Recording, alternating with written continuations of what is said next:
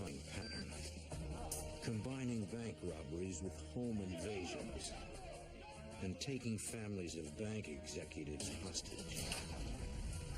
For years, federal agents tracked them, always one step behind. Even when they're caught, the robbers do not quit. An ingenious escape sends the fugitives on another crime spree, with the FBI once again on their trail.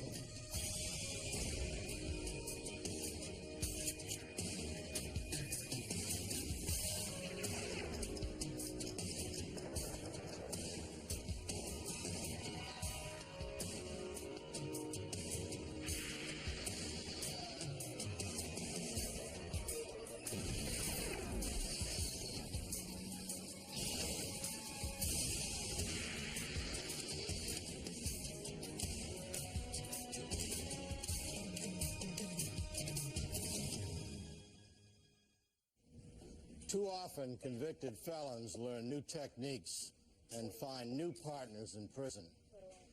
In 1982, a group of former inmates began a spree of kidnapping and robbery.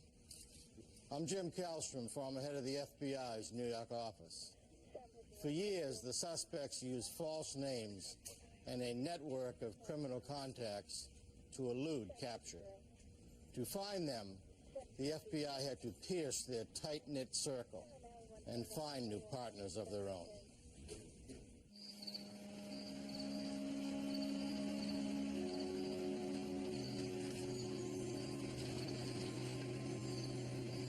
On December 28, 1982,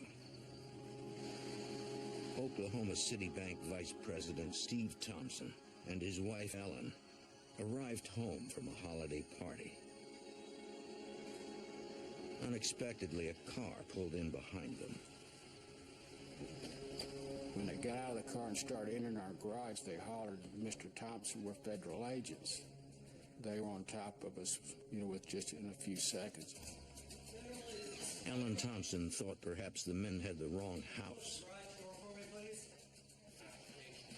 The one with the obvious wig seemed to be the enforcer.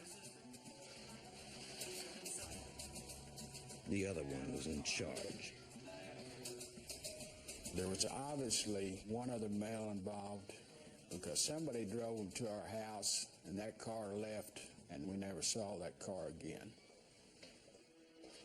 The two gunmen forced the couple inside.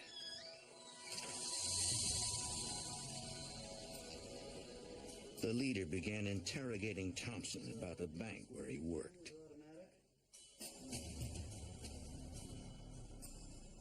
No. The door. He cooperated so the incident could end without anyone getting hurt.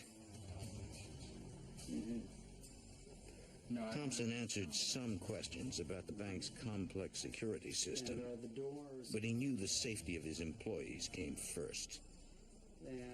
I didn't give him names of actual people that had combinations and stuff. I said, we'll just have to wait and see who gets there and who has the combinations and stuff, because I didn't want to put any individuals in jeopardy.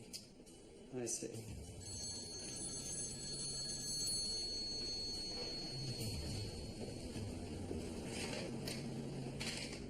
Hello. A man called to speak with a gunman. Yeah. Uh-huh. It sounded like they were finalizing plans for a robbery the next day. Well, call me back at 6:30. The leader warned Thompson to follow his orders exactly. Okay. He was trying to make a point with me, and he said, if anybody sets off the alarms tomorrow, if anything goes wrong and the police come, he said, I'm going to kill the police. Tell me. He made the comment at that point. He said, I'm not going back to the penitentiary. The gunman held the couple hostage overnight. An hour before dawn, they forced the Thompsons to drive them to the bank. Woman? At 9 a.m., they waited for employees to arrive. She's wearing a black dress, floral print. They had someone stationed outside as a lookout. She's coming in the front door. During the robbery, one person was in contact with somebody by phone the whole time. And they were able to give him detail as far as how many people were coming to the front door. The gunman knew only certain employees had access to the multi-layered security system. We had our visitors this morning, but if everybody cooperates, we'll be okay. Ma'am, I need to know, do you have the combination to the safe? No. I need you to come with me. Those without codes or combinations were shoved into a bathroom holding area.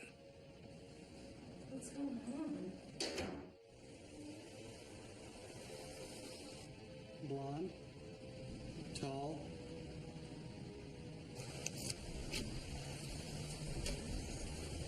act natural, everything will be fine. It always takes, more than one person to access anything. You have different layers of security within the vault and the cash vaults themselves within the vaults. Sir, I need to know, do you have the combination to the safe? It's okay. Yes, I do. I need you to come with me. Anyone with a code was put to work. So that's what he was trying to determine, was who was going to be able to access that cash. Other employees had gotten them close. One final combination stood between the robbers and hundreds of thousands of dollars. Get it open. Don't play here. Be stupid. The robber with the wig was the more threatening one. Do what you're told, no one gets hurt.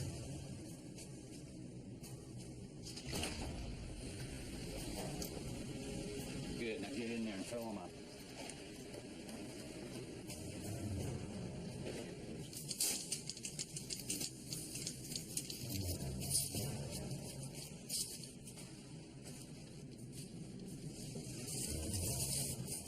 Within 30 minutes, the gunman had hundreds of thousands of dollars in hand.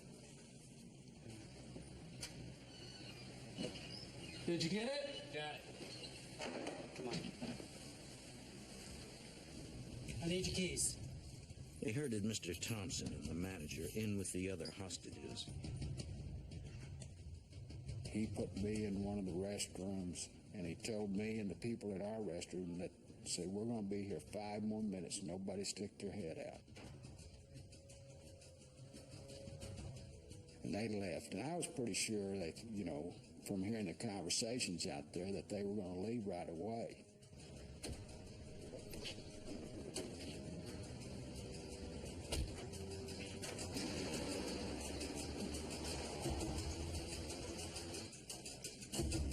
No. So I probably waited, probably a minute and a half before I came out.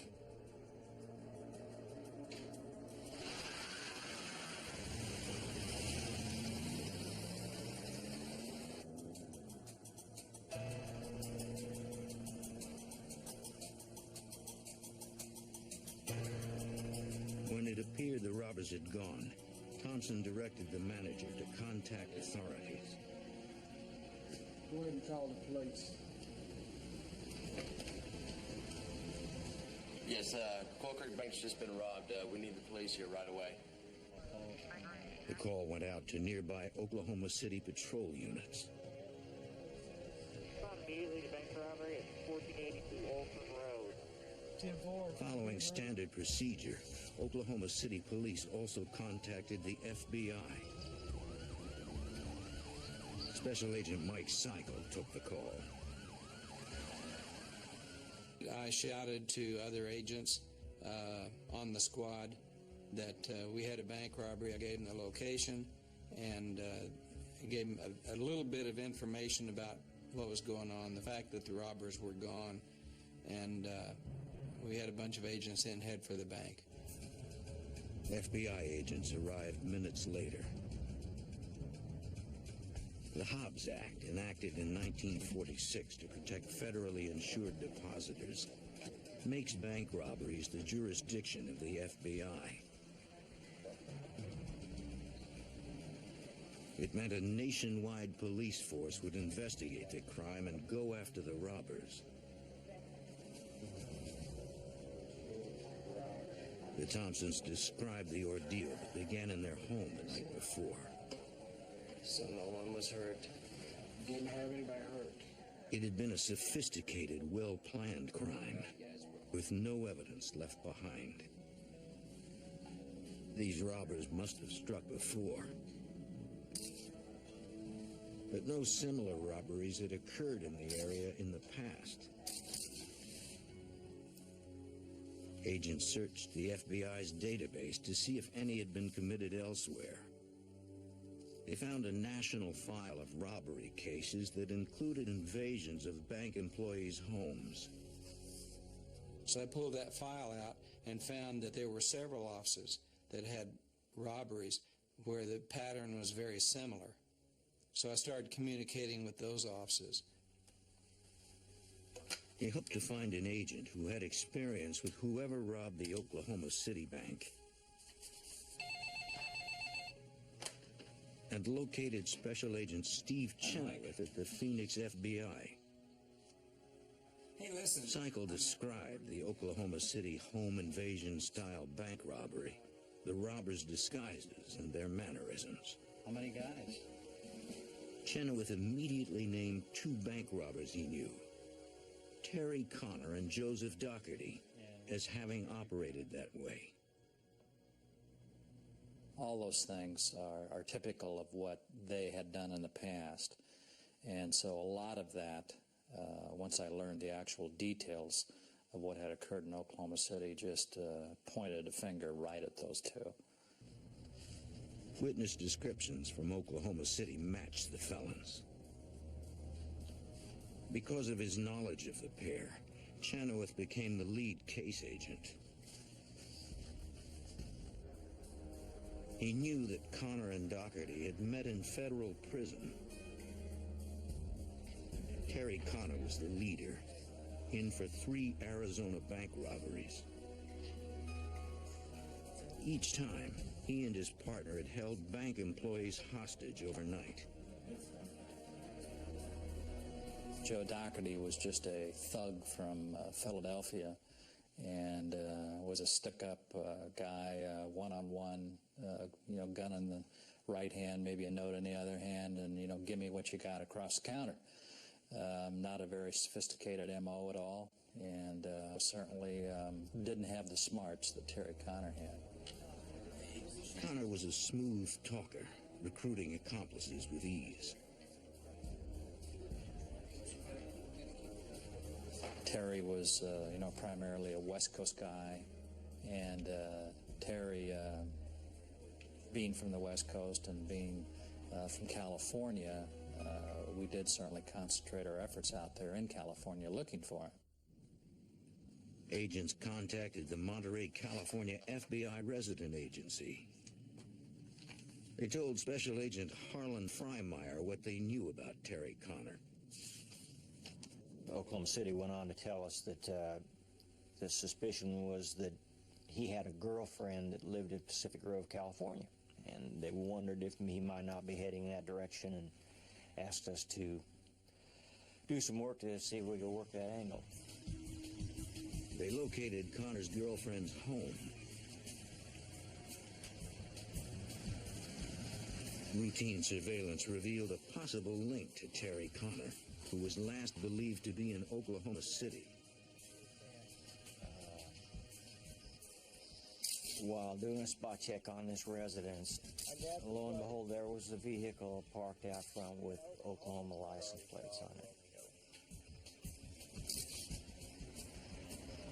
So I notified the Oklahoma City office, and they didn't actually have a record of that vehicle that they could positively tie into Terry Connor at the time, but they thought it might have been one that he purchased under an alias. I tell you what, you ever seen... While the girlfriend was away from the house, agents spoke with her gardener. Identifying themselves, they told him they were conducting a federal investigation. He needed to be truthful and discreet. They asked if he had recently seen any men at the residence. He hadn't, but recalled overhearing the girlfriend talking about meeting Connor the following week.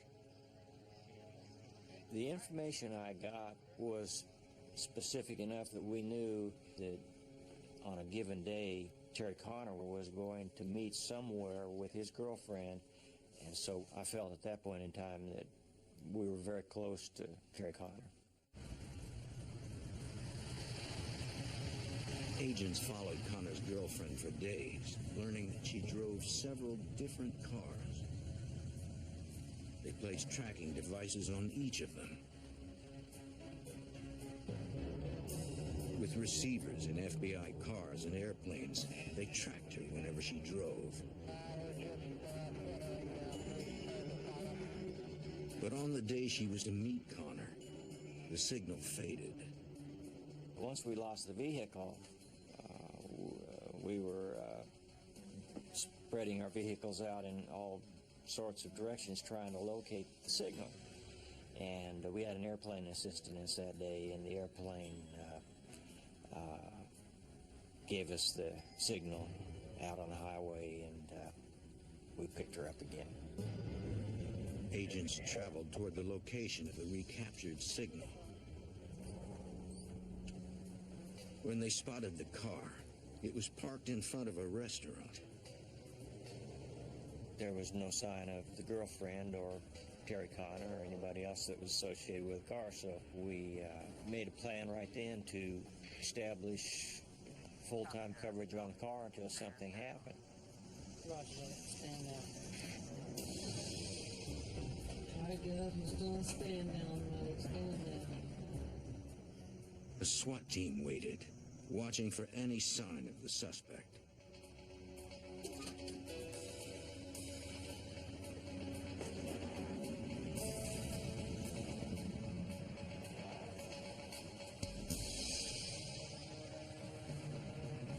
An FBI agent made sure that if the couple returned for the car, they couldn't drive it away. We let the air out of her tires so they wouldn't sneak in and sneak out real fast, and waited. Most stakeouts mean long hours with no payoff. But the agents had to stick with it and hope that suspected bank robber Terry Connor would surface. Nothing beats the taste of honey bunches of oats with real strawberries. It's full of sun-ripened strawberries and 10 grams. After a hostage-taking and bank robbery in Oklahoma City, the FBI developed two suspects, Terry Connor and Joseph Dougherty. 2 months later, and 1,500 miles away in Atascadero, California, agents staked out a restaurant where Connor's girlfriend had left a car. They believed Connor was in the area, planning to meet her.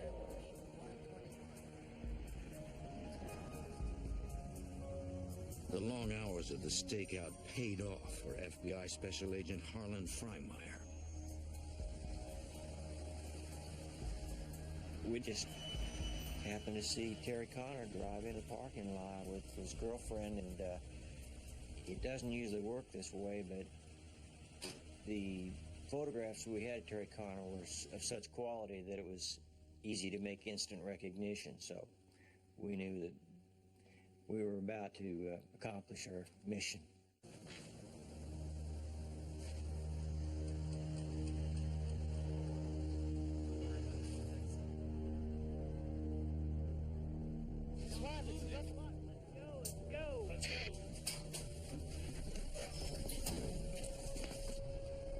The suspect was known to carry weapons, so a tactical arrest team took the lead.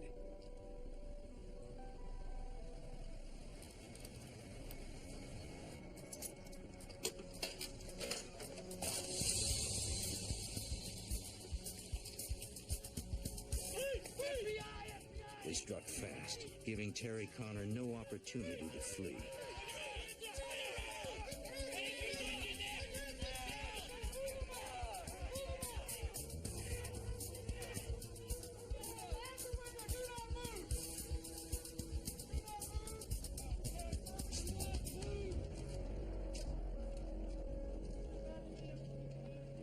The girlfriend was questioned, then released after investigators determined she was not involved in Connor's crimes.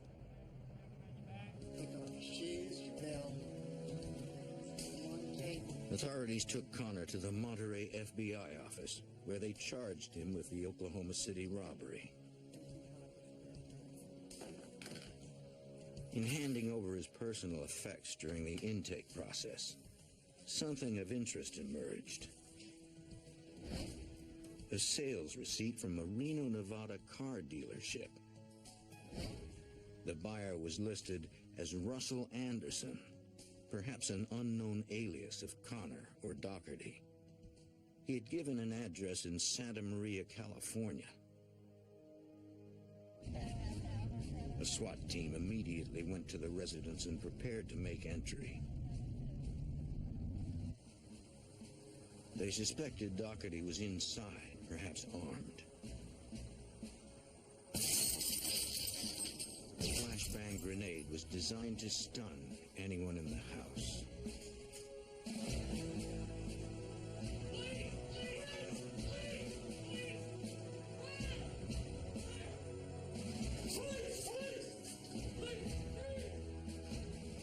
By the time they got there, whoever had been occupying that address was gone.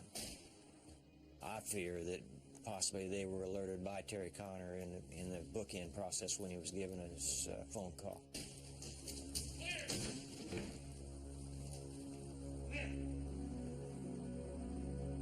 Word that Connor was arrested, but that Doherty was not, went out to case agent Steve Chenoweth. Chenoweth knew Joe Doherty would keep robbing banks using the method taught him by Connor. But without Terry Connor controlling him, Doherty was a loose cannon, now more dangerous than ever. Terry was the brains. Terry was the guy that made most of the decisions. And now you're putting Joe, who is more prone to violence than Terry was, basically in a leadership role.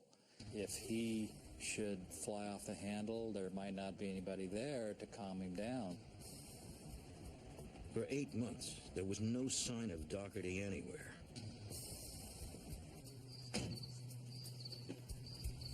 Then, in Phoenix, on the night before the busiest shopping day of the year, when banks are stocked up with cash, the vice president of a large area bank returned home with his family from a Thanksgiving dinner with relatives.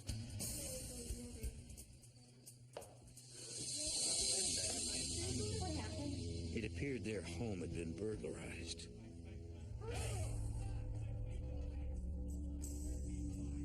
But the intruders hadn't left.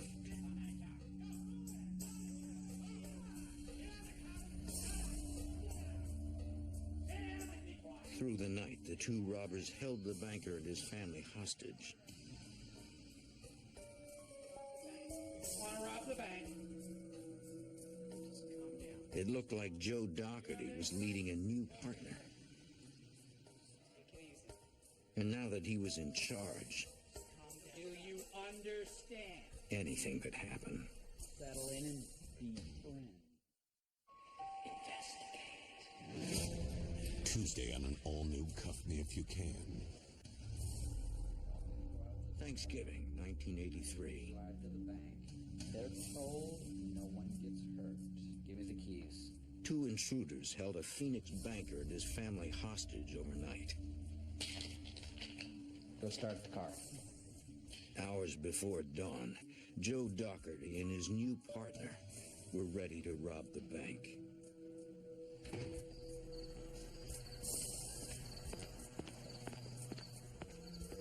They would use the banker's car for transportation and his children for collateral.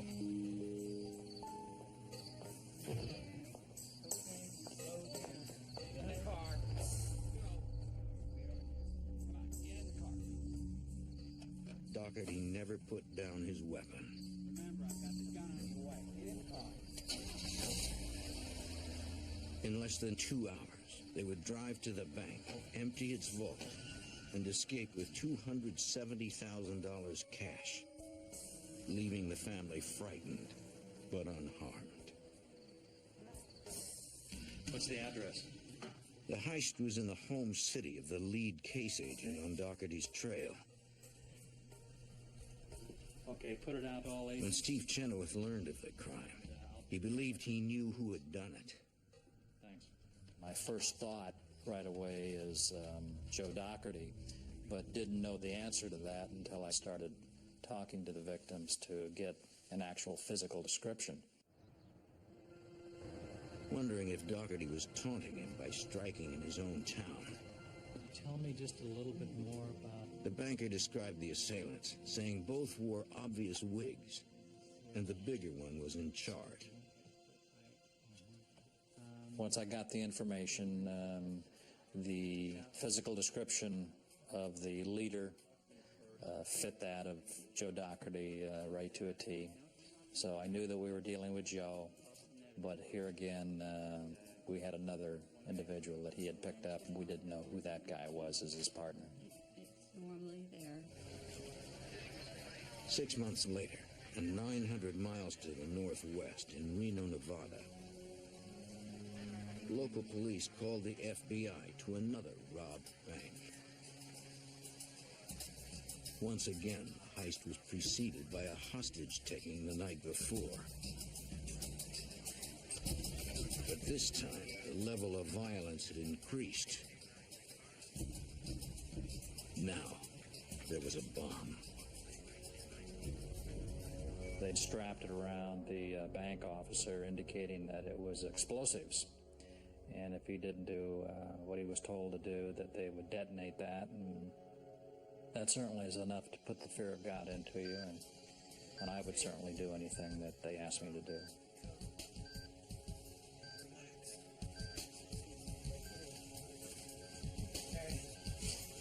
I won't stay with him.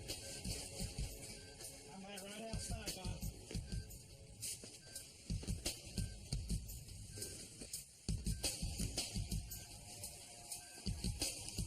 Determining there were no booby traps, a Reno police bomb specialist freed the terrified bank officer and sent him out of the vault to safety.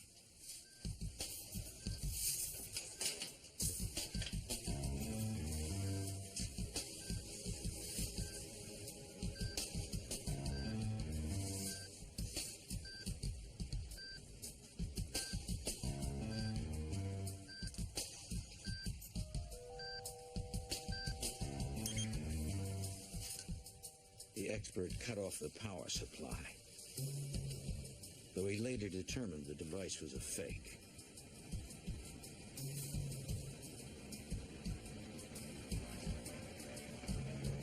The bank officer told the FBI that he and his family had been held hostage at gunpoint overnight by two men wearing wigs and business suits. Recognize the gentleman in this picture right here? Shown a photo of Joseph Doherty, he said it looked like one of the men. That's what we needed to do, because that's who we're going after. Witnesses had seen a white sedan with Washington State plates speeding away from the bank after the robbery. So agents searched the area. They found the vehicle abandoned less than 200 yards from the Reno FBI office. It seemed Doherty was again boldly challenging the FBI.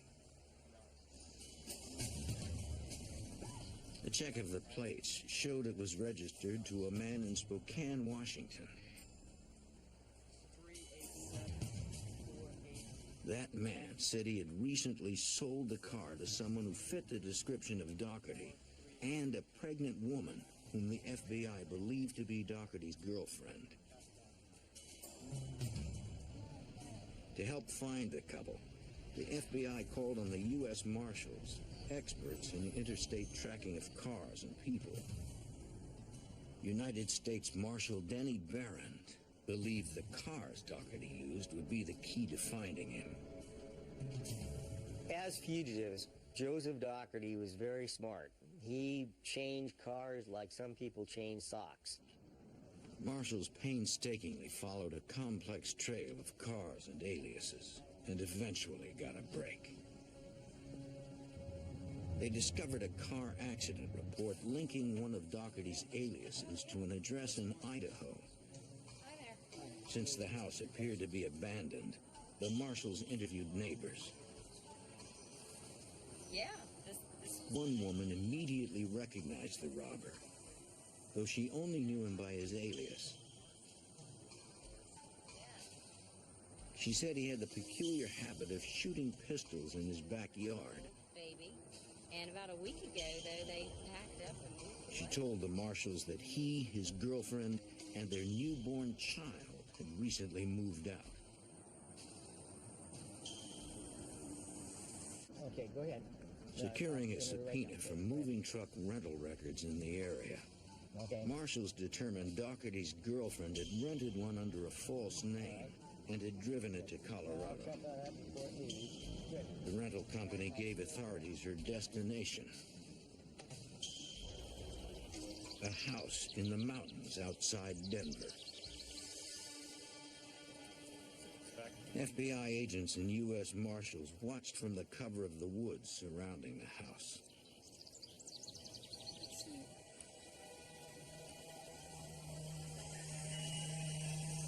Because there was now a baby involved, they had to be especially cautious.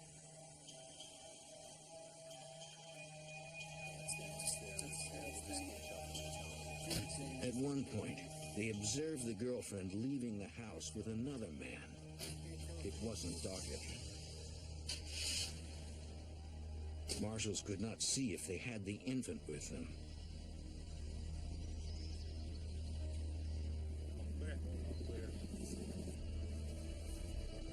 Other marshals followed the two into town and watched them enter a store without the baby.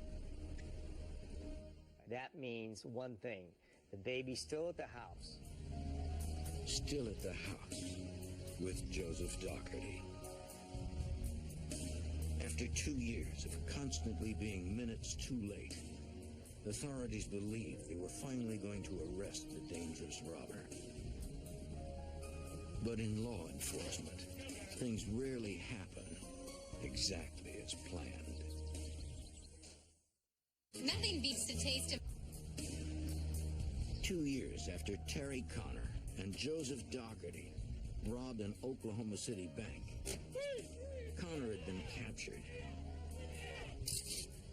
convicted of armed bank robbery, and sentenced to 25 years. The FBI believed his partner, Joseph Doherty, had continued a spree of hostage-taking and bank robbery, but that they finally had him cornered in a Colorado house. Earlier that day, they had arrested the fugitive's girlfriend and a male associate. The girlfriend confirmed that Doherty and their infant child were still inside the house, and that Doherty was armed.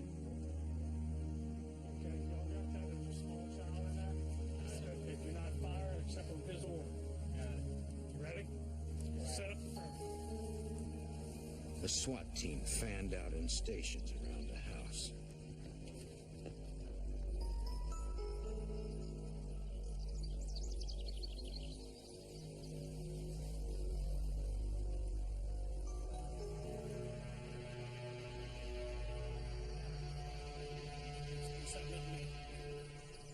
Copy number 2. Number 3, are you in position?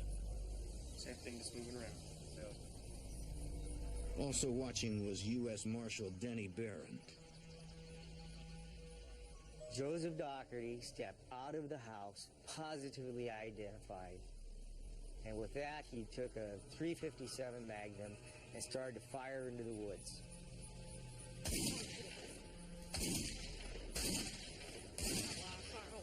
But it didn't look like Doherty was firing at the agents. The SWAT team had to keep cool. Guys, hunker down. If you're not in danger, don't return fire. Don't return fire unless you're being threatened. The marshals recalled the neighbor in Idaho who had said Doherty often fired random shots in his backyard.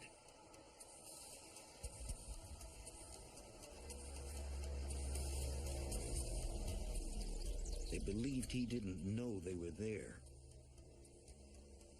Okay, just hold your fire. Hold your fire and let me know if he comes back out again. We're going to try him on the phone. They still needed to resolve the situation peacefully. An FBI negotiator placed a call to the house. This is the FBI. We have you surrounded.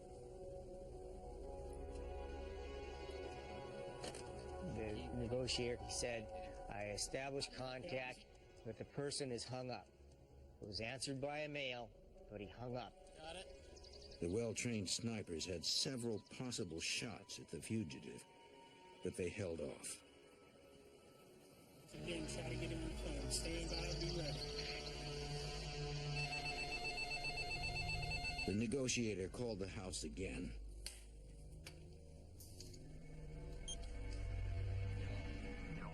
To get her to come out of the house. He told the fugitive that his girlfriend and accomplice had already been arrested. Come out of the house. And asked Doherty to consider his child's safety and surrender peacefully. He hung up. All right, guys, he hung up. Let's move in. Move to the front now.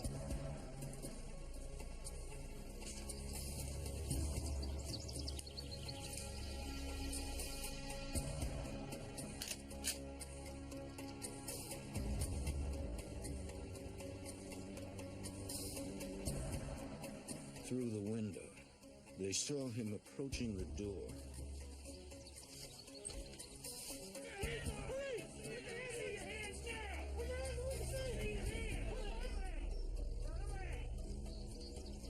Back up on that command. Back up now. Back up. Come on. Hands up. Come on. On the ground. Now. All the way. Flat down. Arms out. All the way down. Cuff me. He was arrested without a struggle.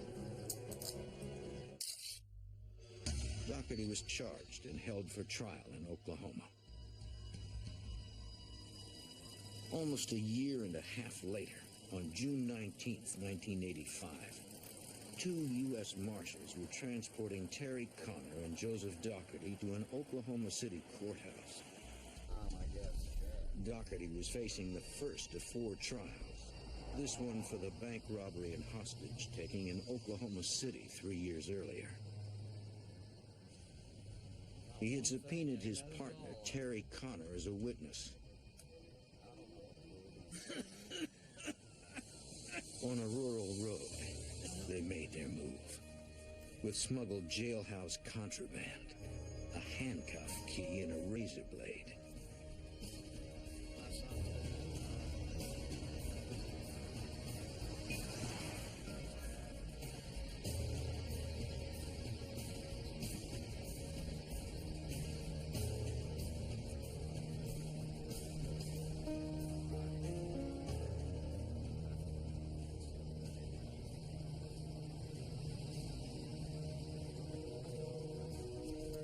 They had never planned on arriving at the courthouse.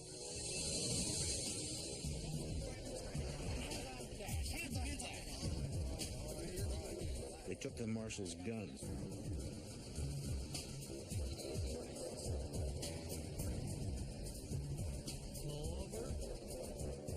and ordered them off the road.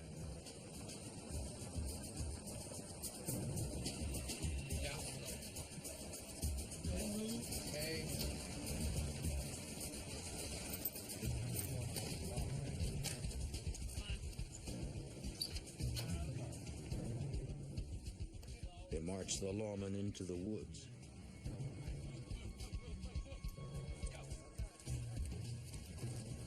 The felons were desperate for freedom, and it seemed no one could stop them from gaining it. Tomorrow on an all-new Sins and Secrets. June 19th, 1985. bank robbers Terry Connor and Joseph Doherty escaped the custody of 2 U.S. Marshals while in transit to Doherty's trial. The fugitives handcuffed the marshals to a tree and stole their weapons, badges, and car. At the U.S. courthouse in Oklahoma City, Special Agent Steve Chenoweth was shocked when he heard the news. My initial thought was, this can't happen. When you put so much time and effort into a case like this over a period of years, and to have it just kind of disappear in a flash, in a moment's notice, it's a real severe letdown. 2 months later, police in West Allis, Wisconsin, received a bank robbery call. This is Sherry. How may I help you? You're at what bank? And the address, please? $500,000 was taken, the largest bank heist in the state's history. Station Squad 113, you're responding to a bank robbery, 10707 West National Avenue. It was by now an all too familiar pattern. 2 gunmen had held the bank president and his wife hostage, then, again aided by a lookout, robbed the bank.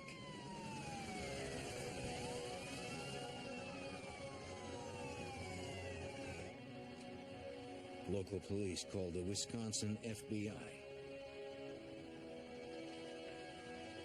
Special Agent Dan Kraft was assigned the case. Reading witness statements, he saw that the fugitives were bolder than ever, no longer even using disguises. They did nothing to conceal their identity.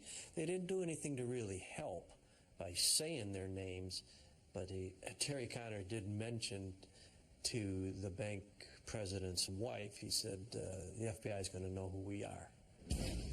Because of the continuing danger Connor and Doherty posed, both were placed on the FBI's 10 most wanted fugitives list. Media coverage drew many leads. Use your help on this. One call led agents to a man who might have been the robber's lookout outside the Wisconsin bank. Agents issued an APB for the alleged lookout's car.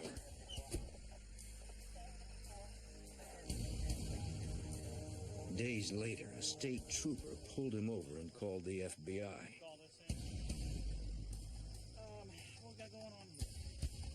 Once they identified him, they took him in. There was an active open warrant for him out of St. Louis for violating his federal parole. So we arrested him and brought him downtown to the FBI office. At first, the man refused to answer questions about Connor and Doherty. So we would talk. And this went on for 5 days. But it wasn't a sweating. I mean, you see on television where it looks like an interrogation and you're getting in somebody's face. Nah, it was just 2 men talking. Finally, Kraft won him over. Thinking about it. Yeah. But he was afraid of facing Connor and Doherty in court. Let's just talk about it, you know. And it's, I'd like to cooperate, he says, but, you know, I won't testify. So you don't have to testify. We don't need your testimony. You know, we've got these guys locked in. I just need to know how they think. I need to know what they do and how they do it so I can get one step ahead of them. Understand what they're doing. The suspect agreed to talk in the hopes of a reduced sentence. He told Kraft how Connor and Doherty chose the banks they robbed, how they traveled, even how they communicated through hotel front desks. The most important piece of information he gave was the name of another man who had helped Connor and Doherty rob banks in the past. His name was John Harris. Agents found Harris in Tucson, Arizona. Surveilling him, They saw him making and receiving calls at a certain payphone. Getting a warrant, they tapped the phone and listened in. He was talking to Connor and Doherty. We hope through a series of wiretaps that we might be able to trace the phone back to a particular area, and through investigation in that area, maybe locate them. Agents learned the fugitives were calling from Chicago and were planning another robbery there. Special Agent George Spinelli of the FBI Chicago field office distributed photos of the fugitives to area hotels. One reported a guest who looked like Joseph Doherty, though that name wasn't on the register.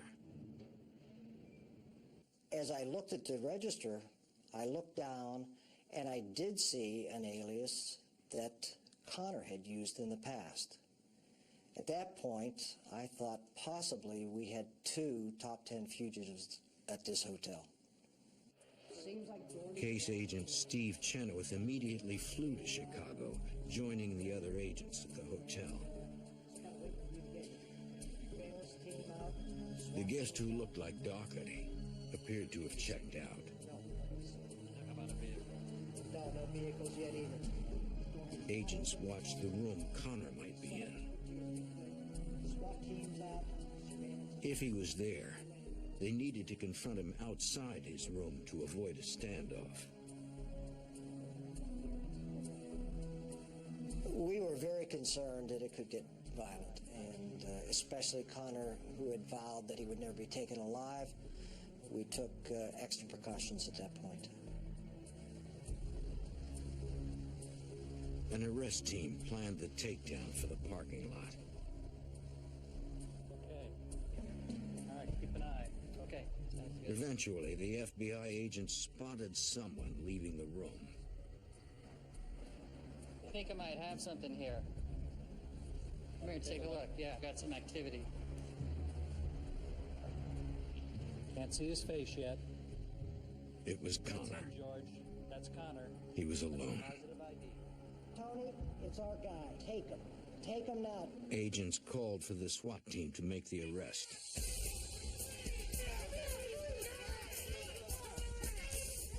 So he did not have an opportunity to get away. He was grabbed immediately. Agents searched the area, but did not find Doherty. The one thing they knew was that he would commit more robberies with a new partner. The FBI believed he'd call on John Harris, and learned Harris had recently flown to San Francisco. Again, they spotted Harris repeatedly using a certain payphone. They ordered another phone tap.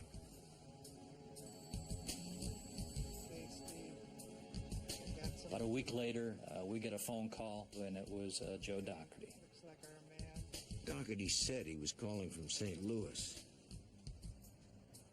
But FBI technicians couldn't trace the call out of San Francisco. And all of a sudden, the stark realization came to us that this guy's not in St. Louis. Doherty is right there in that area. Agents realized he himself was surveilling his lookout to see if he had been followed.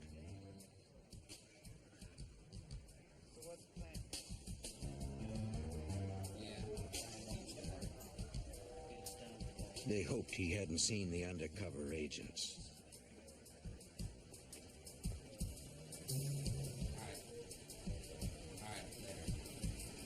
Believing his lookout was in the clear, Doherty planned a meeting for the next morning, there in San Francisco. Agents showed up early. Doherty arrived as promised. And at about that time, we had a whole lot of very weary FBI agents pounce on Joseph William Doherty. And so ends the saga, and so ended the chase. After a nationwide manhunt that lasted more than a year, Terry Connor and Joseph Dougherty were tried for their most recent crimes. They each received 2 life sentences, plus 139 years without parole. They are kept in separate federal prisons. Their partnership forever terminated.